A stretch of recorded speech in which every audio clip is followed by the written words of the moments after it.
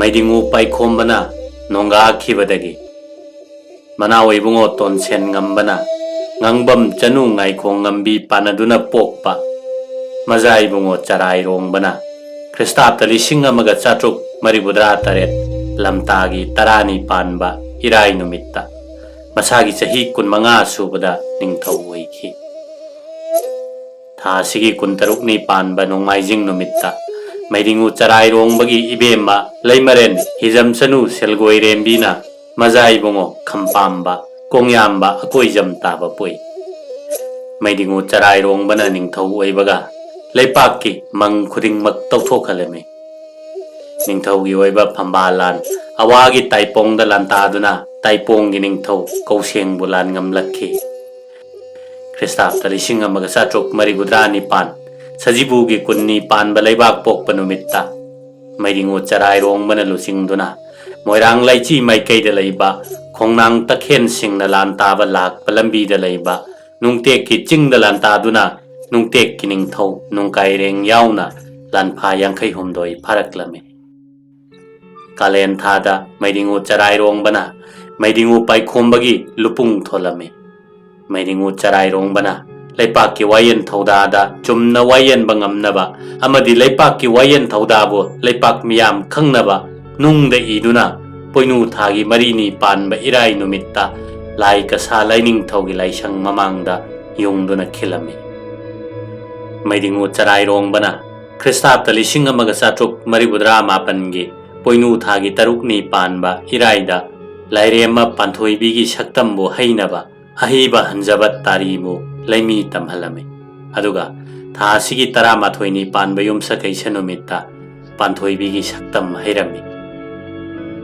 Leibak Manungilal Hosu, Lepaleramde. Mungbi, Sakang Amasung Lamkang Kunna, Meidingugi Mataktalan Horaklame. Lanho Adubu Laksin Lunabagidamak, Halup Panagi Lanmibu, Mungbi the Tarame. Aduga, Nahalup Panagi Lanmi Singna, Sakang Amasung Lamkang Bu Laksin Naba Tarame. Ahalup Panana, Mungbi the Lantaduna, Lanpatara Humdoi Parake. Aduga, Nahalupna, Sakang Amasung Lamkang Dagi, Lanpa Anikak Parake. Kristapta Lishinga Magasatretki, Sajibu Thada, Meidingu Charairongba Masamakna, Lanchingduna, Masem, Penlan, Amasung Mairau the Lantarame. Lan Ngamduna, Lanpa Humbudra Humdoi Parake, Lanaduda, Sugunu Queremba Siki. Meidingu Kagemana Hodok Lamba, Umanglai Amadi Lai Kasa Lining Thogi Mapamda, Nupi Tazaduna Luhongba Si, Meidingu Charairongba Supang Toklame. Sahi Sigi Kalen Thada, Lai Nong Sabagi, Taloi Oinabagi Damak, Soibam Janugi Damakta, Singluk Nungsang Pui, Aduga, Numit Aduda Luhong Lame. Meidingu Kagembagi Mazai Bungo, Wapihan. Mafam Kangdana Mang Kibabu, Leipaki Akang Hai Singna, Lining Thogi Mapok Langon Bani Takpi Badagi, Lining Thogi Saktambu, Saduna Lat Pahauki. Meidingu Charairongba, Kristapta Lishinga Magasatret, Ingagi Marini Panba, Irai Numitta, Laiwa Haiba, Lining Thou Sanamahigi Saktam, Amaga Muk, Senzengna Haiduna Sarame. Loinana, Thasida, Lairema Panthoibigi, Cheki Pura Masaba Loiduna, Panthoibi Lengsinduna Sangarame. Matamasidasu, Meiteina, Maram Kangdana Kinaba, Tazanaba Si, Yamna Kanna Tauri. Kummasida, Ngamugi Mabuk Manungda Lai Lai Haiduna, Kummaduma Ngamu Chanaramde. Tawan Thada, Tangkul Huppa Chingburoi, Amasung Tangal Chingsang Kekloi Thoba, Kundani Sina, Lan Soknage Haiduna, Lan Singnarame. Tangkul Huppana, Meidingu Charairongba Mapam the Laktuna, Tangalga Lan Soknaba du Kongleng Latuna Yangbira Naba Pau Pirame. Meidingu Charairongba, Tangkul Huppana Haijabadu, Harau Harau Yaduna, Meitei Yakanna Thoulan Mi Sing Puduna, Singburoi Anigi Marakta Lan Soknaba Yang Bachalame. Singburoi Ani Aduna, Tawan Thagi Taratarukni Panba Ningthou Kaba Numitta, Meidingu Charairongba Sana Mangda, Timen Tabu Paina, Waiton Gilabukta Akan Malan Soknarame. Tangkun Luhuppa Kongyang Baga, Tangal Maramsa Kongthoiba, Anina, ꯍꯛꯊꯦꯡꯅꯅ ꯂꯥꯟ ꯁꯣꯛꯅꯕꯗ ꯇꯥꯡꯈꯨꯜ ꯂꯨꯍꯨꯞꯄꯅ ꯇꯛꯁꯤꯜꯂꯛꯄꯗꯒꯤ ꯊꯪꯒꯥꯜ ꯃꯔꯥꯝꯆꯥ ꯈꯣꯡꯊꯣꯏꯕ ꯃꯃꯥꯏ ꯂꯩꯗꯨꯅ ꯆꯦꯜꯂꯝꯃꯤ ꯊꯪꯒꯥꯜꯅ ꯃꯩꯗꯤꯡꯉꯨꯒꯤ ꯅꯥꯛꯇ ꯆꯦꯟꯁꯤꯜꯂꯛꯇꯨꯅ ꯂꯥꯟ ꯈꯝꯕꯤꯅꯕ ꯍꯥꯏꯖꯕꯗꯒꯤ ꯃꯩꯇꯩ ꯑꯊꯧꯕ ꯂꯥꯟꯃꯤꯁꯤꯡꯕꯨ ꯊꯥꯗꯣꯛꯇꯨꯅ ꯂꯥꯟ ꯈꯝꯖꯤꯟꯈꯤ ꯂꯥꯟꯗꯤ ꯇꯥꯡꯈꯨꯜ ꯂꯨꯍꯨꯞꯄꯅ ꯉꯝꯈꯤ ꯐꯥꯏꯔꯦꯟ ꯊꯥ ꯑꯁꯤꯗ ꯃꯔꯥꯝꯅ ꯋꯥꯀꯣꯛꯇ ꯂꯥꯟꯇꯥꯔꯛꯇꯨꯅ ꯋꯥꯀꯣꯛ ꯈꯨꯟꯒꯤ ꯈꯨꯟꯖꯥ 94 ꯍꯥꯠꯈꯤ ꯋꯥꯀꯣꯛ ꯈꯨꯟꯕꯨ ꯇꯨꯝꯅ ꯃꯩ ꯊꯥꯗꯣꯛꯈꯤ ꯈ꯭ꯔꯤꯁꯇꯥब्ꯗ 1900 ꯁꯨꯞꯅ ꯑꯃꯒꯤ ꯂꯥꯡꯕꯟ ꯊꯥꯗ ꯁꯦꯟꯁꯝ ꯍꯣꯡꯂꯣꯏ ꯅꯍꯥꯂꯨꯞ ꯂꯥꯛꯄꯅ ꯂꯨꯆꯤꯡꯗꯨꯅ ꯃꯤꯁ꯭ꯔꯦꯡꯗ ꯂꯥꯟꯇꯥꯈꯤ ꯃꯩꯇꯩꯅ ꯂꯥꯟ ꯉꯝꯗꯨꯅ ꯂꯥꯟꯐꯥ 12 ꯐꯥꯔꯛꯈꯤ ꯑꯗꯨꯒ ꯊꯥ ꯑꯁꯤꯃꯛꯇꯗ ꯍꯤꯗꯥꯝꯅ ꯂꯨꯆꯤꯡꯗꯨꯅ ꯏꯁꯥꯗ ꯂꯥꯟꯇꯥꯈꯤ ꯆꯍꯤ ꯑꯁꯤꯒꯤ ꯐꯥꯏꯔꯦꯟ ꯊꯥꯒꯤ ꯊꯥꯅꯤꯟ ꯊꯥꯡꯖ ꯅꯨꯃꯤꯠꯇ ꯅꯥꯎꯁꯝ ꯄꯨꯈ꯭ꯔꯟꯕ ꯑꯔꯣꯏꯅ ꯂꯨꯆꯤꯡꯗꯨꯅ ꯃꯖꯥꯏꯕꯨꯡꯉꯣ ꯂꯣꯌꯨꯝꯕꯕꯨ ꯅꯤꯡꯊꯧ ꯁꯦꯝꯒꯅꯤ ꯍꯥꯏꯗꯨꯅ ꯃꯩꯗꯤꯡꯉꯨ ꯆꯔꯥꯏꯔꯣꯡꯕꯒꯤ ꯃꯊꯛꯇ ꯂꯥꯟ ꯍꯧꯔꯛꯇꯨꯅ ꯀꯣꯅꯨꯡꯒꯤ ꯁꯪꯒꯥꯏ ꯑꯆꯧꯕ ꯌꯥꯎꯅ ꯌꯨꯝ ꯀꯌꯥꯃꯔꯨꯝ ꯃꯩ ꯊꯥꯔꯝꯃꯤ ꯃꯈꯣꯏꯒꯤ ꯂꯥꯜꯍꯧ ꯑꯗꯨ ꯃꯥꯏ ꯄꯥꯛꯈꯤꯗꯦ ꯃꯩꯗꯤꯡꯉꯨꯒꯤ ꯃꯥꯏꯀꯩꯗꯁꯨ ꯑꯁꯣꯛ-ꯑꯄꯟ ꯑꯁꯤ ꯑꯅꯥ ꯌꯥꯎꯈꯤꯗꯦ ꯂꯥꯟꯍꯧ ꯑꯗꯨꯒꯤ ꯂꯨꯆꯤꯡꯕ ꯅꯧꯁꯝꯆꯥ ꯄꯨꯈ꯭ꯔꯟꯕ ꯑꯔꯣꯏꯕꯨ ꯐꯥꯗꯨꯅ ꯀꯧꯕꯔꯦꯟꯗ ꯊꯧꯔꯤ ꯌꯥꯟꯗꯨꯅ ꯍꯥꯠꯂꯝꯃꯤ ꯑꯗꯨꯒ ꯃꯆꯥꯅꯨꯄꯥ ꯃꯩꯆꯧꯅ ꯃꯥꯔꯖꯤꯡꯗ ꯍꯥꯠꯂꯝꯃꯤ ꯃꯈꯣꯏꯒꯤ ꯏꯃꯨꯡ ꯃꯅꯨꯡ ꯇꯨꯝꯅ ꯂꯣꯏꯅꯃꯛ ꯍꯥꯠꯂꯝꯃꯤ ꯑꯇꯩ ꯑꯇꯣꯞꯄ ꯂꯥꯜꯍꯧ ꯑꯗꯨꯗ ꯌꯥꯎꯕ ꯃꯤꯑꯣꯏꯁꯤꯡꯁꯨ ꯀꯥꯡꯄꯣꯛꯄꯤꯗ ꯊꯧꯔꯤ ꯌꯥꯜꯂꯒ ꯃꯆꯤꯟ ꯇꯨꯝꯕ ꯄꯣꯠꯅ ꯊꯤꯟꯗꯨꯅ ꯍꯥꯠꯂꯝꯃꯤ ꯄꯨꯟꯅ ꯂꯥꯜꯍꯧ ꯑꯗꯨꯗ ꯌꯥꯎꯕ ꯃꯤꯑꯣꯏ 38ꯕꯨ ꯁꯤꯕꯒꯤ ꯆꯩꯔꯥꯛ ꯄꯤꯗꯨꯅ ꯍꯥꯠꯈꯤꯔꯝꯃꯤ ꯈ꯭ꯔꯤꯁꯇꯥब्ꯗ 1900 ꯁꯨꯞꯅ ꯑꯅꯤꯒꯤ ꯁꯖꯤꯕꯨ ꯊꯥꯗ ꯑꯍꯜꯂꯨꯞ ꯄꯅꯥꯅ ꯂꯨꯆꯤꯡꯗꯨꯅ ꯁꯁꯤ ꯀ꯭ꯔꯨꯝꯗ ꯂꯥꯟꯗꯥꯈꯤ ꯑꯗꯨꯒ ꯀꯥꯂꯦꯟꯒꯤ 12ꯅꯤ ꯄꯥꯟꯕꯗ ꯇꯨꯁꯨꯛꯇ ꯂꯥꯟꯇꯥꯕ ꯊꯥꯔꯝꯃꯤ ꯇꯨꯁꯨꯛ ꯈꯥ ꯃꯥꯏꯀꯩꯗ ꯂꯩꯕ ꯃꯄꯥꯡꯒꯟ ꯀꯟꯅ ꯃꯅꯤꯟ ꯅꯥꯏꯅ ꯄꯥꯟꯕ ꯈꯨꯡꯒꯪꯅꯤ ꯃꯩꯗꯤꯡꯉꯨ ꯆꯔꯥꯏꯔꯣꯡꯕꯅ ꯊꯥꯈꯤꯕ ꯃꯩꯇꯩ ꯂꯥꯟꯃꯤꯅ ꯇꯨꯁꯨꯛ ꯌꯧꯕ ꯉꯝꯗꯅ ꯂꯃꯈꯥꯡꯗꯒꯤ ꯍꯜꯂꯛꯈꯤ ꯃꯦꯔꯥ ꯊꯥꯗ ꯍꯧꯕꯝꯆꯥ ꯁꯒꯣꯜ ꯁꯦꯟꯕ ꯍꯟꯖꯕꯅ ꯂꯨꯆꯤꯡꯗꯨꯅ ꯇꯤꯡꯇꯧꯗ ꯂꯥꯟꯇꯥꯔꯣꯏ ꯂꯥꯟ ꯉꯝꯂꯛꯇꯨꯅ ꯂꯥꯟꯐꯥ 12 ꯐꯥꯔꯛꯈꯤ ꯑꯋꯥ ꯅꯤꯡꯊꯧ ꯇꯦꯡꯗꯣꯏ ꯆꯥꯀꯣꯡ ꯂꯩꯃꯥꯕꯅ ꯃꯩꯗꯤꯡꯉꯨ ꯆꯔꯥꯏꯔꯣꯡꯕꯒ ꯉꯥꯏ ꯁꯦꯟ ꯑꯣꯏꯅꯤꯡꯗꯨꯅ ꯃꯩꯗꯤꯡꯉꯨꯒꯤ ꯃꯐꯝꯗ ꯃꯃꯣꯝ ꯏꯕꯦꯝꯃ ꯆꯠꯄ ꯃꯈꯥꯎ ꯉꯝꯕꯤꯕꯨ ꯍꯩꯖꯕ ꯂꯩꯕꯥꯔ ꯊꯥꯔꯛꯂꯝꯃꯤ ꯑꯋꯥ ꯅꯤꯡꯊꯧ ꯆꯦꯀꯣꯡ ꯂꯩꯃꯥꯕꯒꯤ ꯃꯅꯥꯏ ꯃꯌꯥꯡꯀꯣꯛ ꯑꯃꯁꯨꯡ ꯇꯨꯂꯥꯡꯕ ꯑꯅꯤꯅ ꯍꯩꯖꯄꯣꯠ ꯄꯨꯈꯝ ꯌꯦꯇꯨꯝ ꯐꯤꯔꯣꯜ ꯐꯖꯕ ꯁꯅꯥ ꯀ꯭ꯋꯥꯒꯣꯛ ꯍꯥꯟꯗꯨꯅ ꯑꯇꯩ ꯃꯈꯜ ꯃꯈꯥ ꯀꯌꯥꯒꯤ ꯐꯖꯕ ꯄꯣꯠꯂꯝꯒ ꯂꯣꯏꯅꯅ ꯄꯨꯗꯨꯅ ꯂꯥꯛꯄꯅ ꯈ꯭ꯔꯤꯁꯇꯥब्ꯗ 1900 ꯁꯨꯞꯅ ꯑꯍꯨꯝꯒꯤ ꯐꯥꯏꯔꯦꯟꯒꯤ ꯅꯣꯡꯃ ꯄꯥꯟꯕ ꯁꯒꯣꯜꯁꯦꯟ ꯅꯨꯃꯤꯠꯇ ꯁꯅꯥ ꯀꯣꯅꯨꯡꯗ ꯊꯨꯡꯂꯈꯤ ꯃꯩꯗꯤꯡꯉꯨ ꯆꯔꯥꯏꯔꯣꯡꯕꯅ ꯃꯃꯣꯝ ꯇꯝꯐꯥ ꯋꯥꯉꯝꯂꯣꯟ ꯆꯠꯄ ꯃꯈꯥꯎ ꯉꯝꯕꯤꯕꯨ ꯑꯋꯥ ꯅꯤꯡꯊꯧꯒꯤ ꯃꯐꯝꯗ ꯊꯥꯖꯗꯨꯅ ꯂꯨꯍꯣꯡꯕ ꯑꯗꯨ ꯌꯥꯔꯝꯃꯤ ꯑꯗꯨꯕꯨ ꯃꯩꯗꯤꯡꯉꯨ ꯆꯔꯥꯏꯔꯣꯡꯕꯅ ꯑꯋꯥ ꯅꯤꯡꯊꯧꯗ ꯀꯔꯤꯒꯨꯝꯕ ꯋꯥꯐꯝ ꯈꯔ ꯊꯝꯂꯝꯃꯤ ꯃꯗꯨꯗꯤ ꯑꯋꯥ ꯅꯤꯡꯊꯧꯅ ꯂꯧꯁꯤꯟꯈꯤꯕ ꯃꯩꯇꯩꯗ ꯂꯣꯏ ꯍꯥꯕ ꯈꯨꯡꯒꯪꯁꯤꯡ ꯄꯨꯡꯄꯨꯟ ꯀꯥꯃꯨ ꯆꯤꯔꯥꯡ ꯈꯥꯔꯣꯝ ꯇꯤꯡꯒꯠꯁꯥ ꯈꯨꯟꯊꯛ ꯈꯨꯟꯈꯥ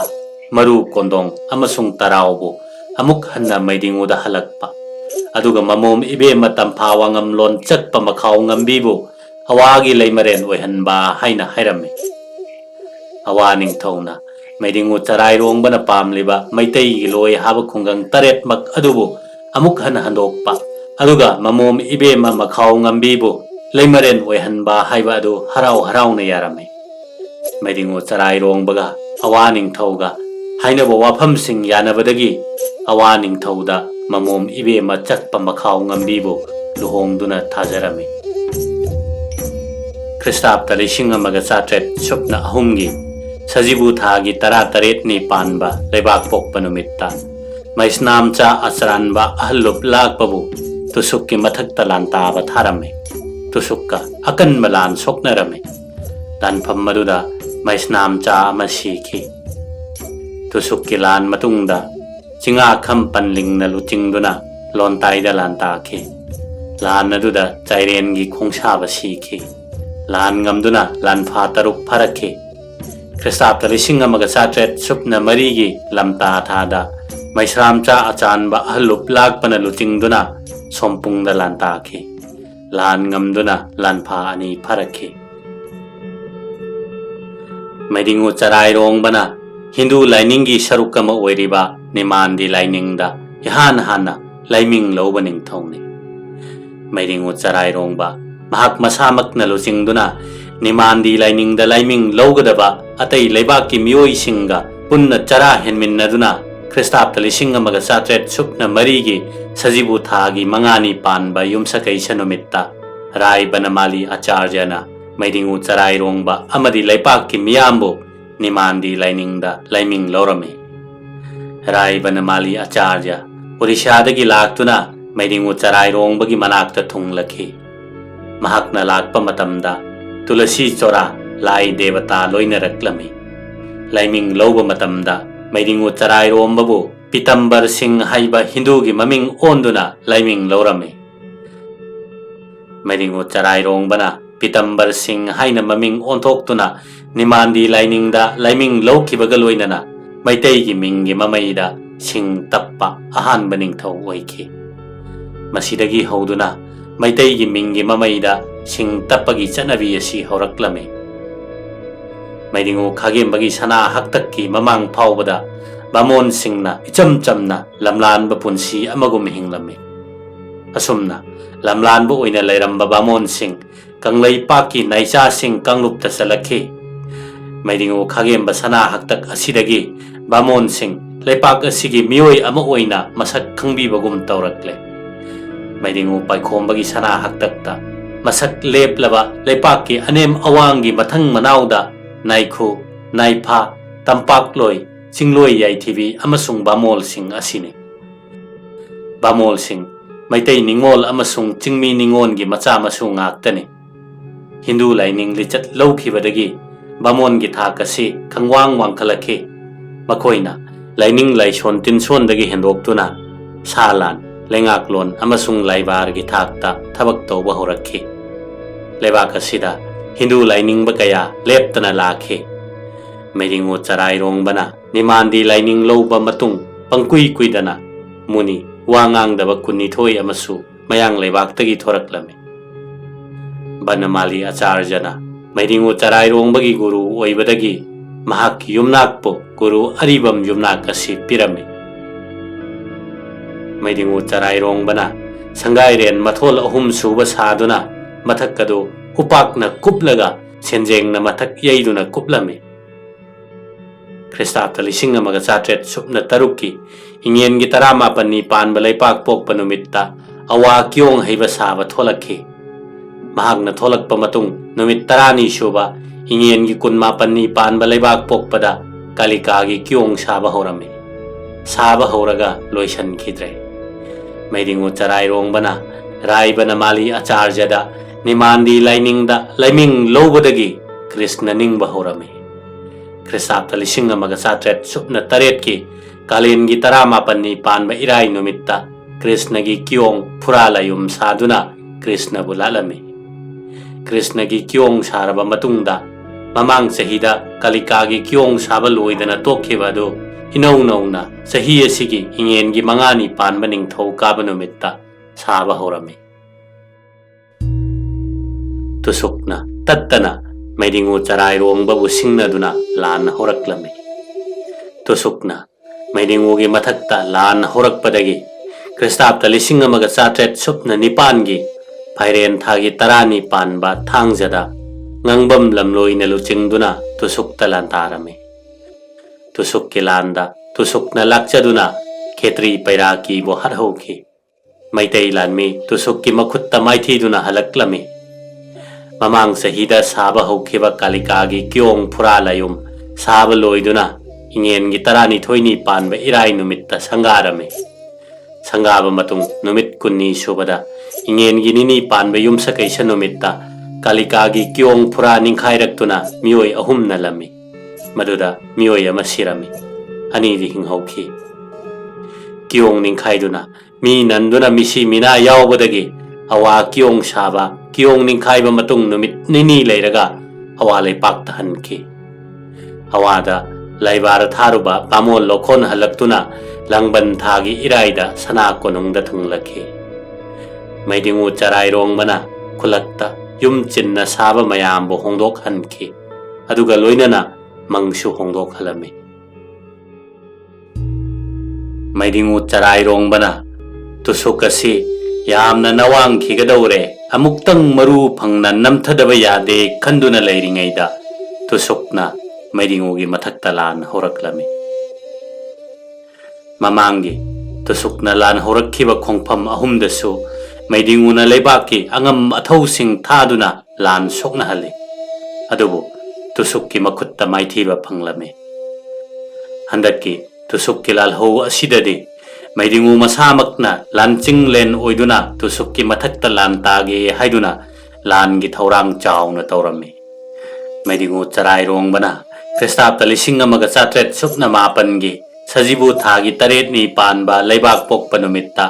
achouba lanmi tengol ama puduna tusukta lan taba khongsalami tusukki mathakta kanna lan ta sinduna tusukki ningthau laichonga mahaki taloi haisek layom nu halami tusukpo amuk hanna hogatpa ngamdanaba maru mayang phangna mang takhalami mamangi landa tusuk hauna hathauba khetri pairaki gi makok su puraklami loinana tusuk kiluchingba makhoi tara manga amaga su phaduna purakhi Meidinguna tusuk kilan loiduna sana konungda halaklami aduga Meidinguna mong bahanba tala uyok ukonda heaven lan pau tamle aduga loyumbana lat pahorakhi Jengja nungkoi bida heaven lalu chanduna kangla lan pau tamlami kangla lan pau tamba loiraduna Meidingu sana konungda lengsille Meidinguna tusukki lan loiduna tha sigi tara taret ni panba irai numitta sana konungda thunglakhi tusukki lan hangat handa chathok chasin tauba sida lan soknaba yauna numit tarani gi khongchat oirami Meidingu Charairongba mamum wangam lon chakpa makhau ngambibu mazai bungo mangdra kondu ngamba poklaba matungda awa ningthau sakeng leimabana awa leimaren gi phamdagi lauthaduna luhongdana lobi awa leimasingi marakta thambagi pau aron nai hanjabagi maphamdagi takhirami tariba pau asi awa konungdagi lakpa Meitei nipa anina achumbani hairami achumba pau asi tabada Meidingu Charairongba hainingai leitana saurami Meidingu masamak chattuna awa ningthaubu matik thokpa chairak piduna laman khumge leplami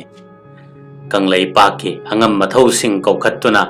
mamom tamphabu ikaiba pibagi awada lantanaba wa tanarami maduda leipak miyamna awa ningthogi mathakta lantaba haina warep amatta oina lepnarami loinana Meidingu Charairongba amasung leibaki angam mathau mayam awagi mathakta matik thokpa laman khumnaba kanglada wasaknarami nongju tha loiraga khongkang khutkang laba matamda awa ningthogi mathakta lantanaba thaurang tauba horami nongju tha loiduna afaba khongkang khutkang ba matam ngairingaida khanghodana Meidingu Charairongba ingen gi taret ni panba nongmaijing numitta nongakhi Meidingu Charairongba na nongakhi bagi matang asi ani thokna irami ahanbada tusuk lan sokna ruraga halakpada wahengbam leikai nambul turen gi khongban da hoba khongnang pambi amagi makhongda pothaduna leiringaida thakki na tarakpadagi Meidingu maisa phangduna wanthaduna leiringaida mazai bungo pamaibana papai bungo bu konkhatke tawbada namlon ta nantharaga yungduna sikhi haibasini atopa wari amana samjok ngamba puyada irambagi matungina nongju tha loiduna afaba khongkang khutkang laba matamda awagi mathakta lantana ba ngairingaida khanghodana sana konungda pukchatpagi laina sandorakpadagi Meidingu Charairongba pukchatpa laina na naduna sikhi haibasini wari ani asigi tongan na video semjarake Meidingu Charairongba na thuplamdaida mazai bungo ahan pamhiba kausinduna ningthau khubam sinaramle aduga masanni bema chakpa makhau ngambibu awa ningthauna leimaren phamdagi lauthaduna pham tahalaga luhongdabi leima marakta thamkhiba aduda sunatana masanni bemabu awa ningthauda thajaba matamda yanakhiba wafam loilam khungang taretpu awa ningthauna handokkani haibadusu handokpiraktre masanni bemabu ikaiba piba ꯈꯨꯡꯒꯪ ꯇꯔꯦꯠ ꯄꯨꯍꯜꯂꯛꯇꯕ ꯑꯗꯨꯒꯤ ꯂꯃꯟ ꯃꯇꯤꯛ ꯑꯣꯛꯅ ꯈꯨꯝꯒꯦ ꯍꯥꯏꯗꯨꯅ ꯀꯪꯂꯥꯗ ꯊꯥꯡ ꯄꯥꯏꯗꯨꯅ ꯀꯪꯂꯥ ꯋꯥꯁꯛꯅꯕꯕꯨ ꯏꯄꯥꯗꯤ ꯄꯥꯡꯊꯣꯛꯄ ꯉꯝꯂꯝꯗ꯭ꯔꯦ꯫ ꯅꯪꯅ ꯃꯇꯤꯛ ꯆꯥꯕ ꯑꯋꯥꯒꯤ ꯃꯊꯛꯇ ꯂꯃꯟ ꯈꯨꯝꯂꯛꯎ ꯍꯥꯏꯗꯨꯅ ꯁꯤꯟꯅꯔꯝꯈꯤ꯫ ꯃꯩꯗꯤꯡꯉꯨ ꯆꯔꯥꯏꯔꯣꯡꯕ ꯂꯩꯄꯥꯛ ꯉꯥꯛꯄ ꯁꯥ ꯂꯥꯟꯗ ꯊꯧꯅꯥ ꯐꯕꯇ ꯅꯠꯇꯅ ꯃꯁꯛ ꯅꯥꯏꯕ ꯂꯥꯏꯔꯤꯛ ꯏꯕ ꯅꯤꯡꯊꯧ ꯑꯃꯁꯨ ꯑꯣꯏꯔꯝꯃꯤ꯫ ꯃꯩꯗꯤꯡꯉꯨ ꯆꯔꯥꯏꯔꯣꯡꯕꯅ ꯂꯩꯄꯥꯛ ꯑꯁꯤꯗ ꯍꯧꯕ ꯑꯃꯗꯤ ꯑꯇꯣꯞꯄ ꯂꯝꯗꯒꯤ ꯂꯩꯄꯥꯛ ꯑꯁꯤꯗ ꯄꯨꯔꯛꯇꯨꯅ ꯁꯥꯠꯄ ꯂꯩꯁꯤꯡꯒꯤ ꯃꯔꯝꯗ ꯁꯩꯊꯥꯔꯗꯨꯅ ꯂꯩꯔꯣꯟ ꯀꯧꯕ ꯂꯥꯏꯔꯤꯛ ꯑꯃ ꯏꯔꯝꯃꯤ꯫ ꯃꯩꯗꯤꯡꯉꯨ ꯆꯔꯥꯏꯔꯣꯡꯕꯅ ꯑꯅꯥꯝ ꯁꯪ ꯍꯟꯖꯕ ꯍꯥꯞꯇꯨꯅ ꯑꯅꯧꯕ ꯐꯝ ꯑꯁꯤ ꯂꯤꯡꯈꯠꯂꯝꯃꯤ꯫ ꯃꯩꯗꯤꯡꯉꯨ ꯆꯔꯥꯏꯔꯣꯡꯕ ꯆꯍꯤ 19 ꯅꯤꯡꯊꯧ ꯑꯣꯏꯅ ꯄꯥꯜꯂꯝꯂꯒ ꯃꯁꯥꯒꯤ ꯆꯍꯤ 38 ꯁꯨꯕꯗ ꯁꯤꯈꯤ꯫